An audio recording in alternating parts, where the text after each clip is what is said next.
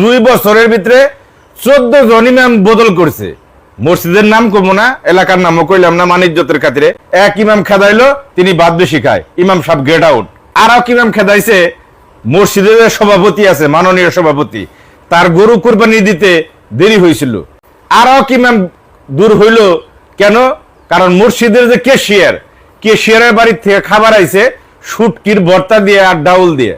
এইটা আবার আশেপাশের 2-1 একটু পোলাপান থাকে না এলাকায়, গ্রামে, পোলাপান আবার দেখছে ইমাম সাহেবের টিফিন ক্যারিয়ার খুইলে যে ওইখানে সেপার মুজবাটা ডাউল দিয়ে বাদ দিছে।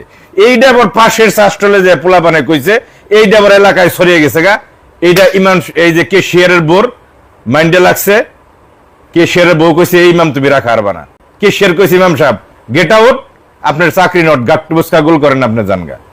আরো ইমাম খেদাইলো হইলো, এই যে মসজিদের জমি যে দিছিল, জমিদাতার এক বংশধর ইমাম সাহেবকে রমজান মাসে অনুরোধ করেছিল যে হুজুর আমার কোমরের সমস্যা, আমি 20 টাকার তারাবি নাগাদ নামাজ পড়তে পারবো না, আপনি একটু এটারে কমিয়ে শেষের দিকে 20 রোজার পরে যায় বলছিল আর কি, যে পড়ছি অনেক, আপনি এটা 8 টাকাতে নিয়ে আসেন।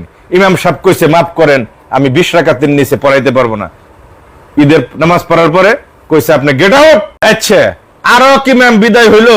এই ইমাম সাহেবের দোষ হইলো তিনি ঘুম বেশি পারে, ফজরের ওয়াক্তে তাকে ধাক্কাধাক্কি করে ওঠান লাগে, এই কারণে তার বিদায়। ইমাম সাহেব গেট আউট, আপনার চাকরি নট। আচ্ছা, বিদায় ইমাম সাহেব। এবার আরো ইমাম বিদায় হইলো, তিনি এই শুক্রবারে ঘুষের বিরুদ্ধে না, সরি ঘুষ না, তিনি সুদের বিরুদ্ধে ওয়াজ করছিল। মসজিদের একজন প্রভাবশালী সদস্য, তিনি আবার সুদের ব্যবসা করে। তিনি সভাপতি, সেক্রেটারি, কেশিয়ার সবারই ডাইকে বলছে যে ইমাম সাহেব উদ্দেশ্য প্রণীত ভাবে আমাকে হেয় প্রতিপন্ন করছে, অথচ ইমাম সাহেব জানেই না উনি সুদের ব্যবসা করে, কারণ তিনি আইছে 1 মাস ধরে। এই ইমাম রাখা যাবে না, এই ইমাম যদি তোমরা রাখো তাহলে মসজিদ কমিটিতে আমি থাকবো না।